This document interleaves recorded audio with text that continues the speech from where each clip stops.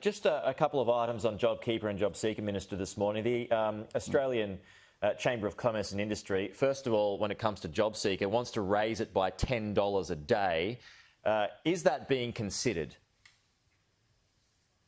We'll make decisions about JobSeeker towards the end of March when the supplement that is there at present comes off. The JobSeeker alongside JobKeeper have been really important measures to get us through the depths of the pandemic. And let's understand that, way back when we were facing really challenging circumstances, we had an effective unemployment rate in this country of 15%. We've brought that back down now to pretty much in line with the overall unemployment rate of 6.6%. We've actually got record levels of workforce participation in terms of the participation rate right now. So this is really encouraging the way in which the Australian economy has come back.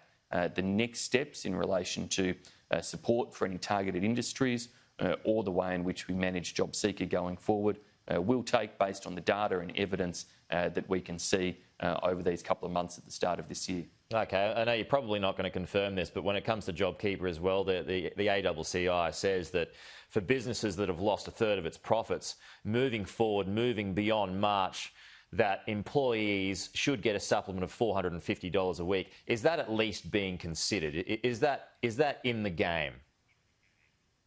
Look, we'll consider the evidence that's there and how best we target support. I think it's important, firstly, to recognise the vast extent to which Australia has come back. And that comeback has been enormous across our economy, with some 800,000 jobs being generated, more than 90% of those who had lost their work back in work, and the vast majority of those jobs being women back in the workforce, which is incredibly welcome. So that's very positive. Looking forward, there are going to be lasting changes as a result of COVID. Some businesses won't find that their business models from before are as viable in the future as they might wish them to be. So they'll have to make structural changes, they'll have to change and adapt, and we don't want to delay the period in which they might do so.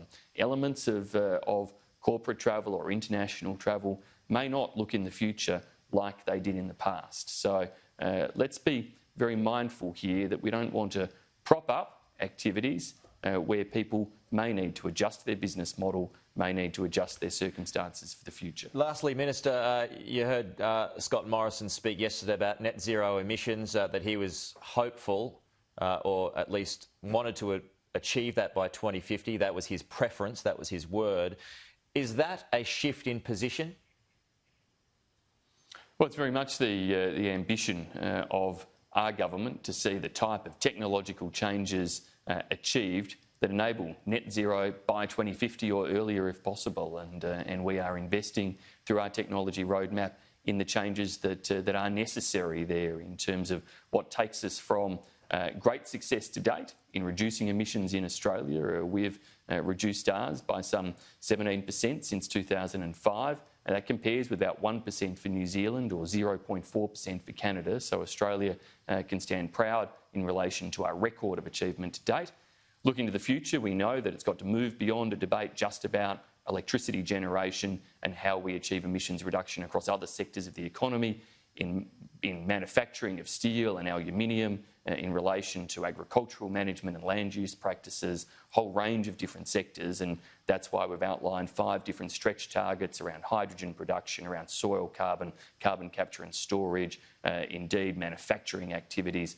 All of that is about enabling us to cooperate with the new Biden administration and partners as we are in Japan, Korea, Germany and elsewhere to achieve that technological change. OK, Finance Minister Simon Birmingham, thanks for your time. Talk to you soon.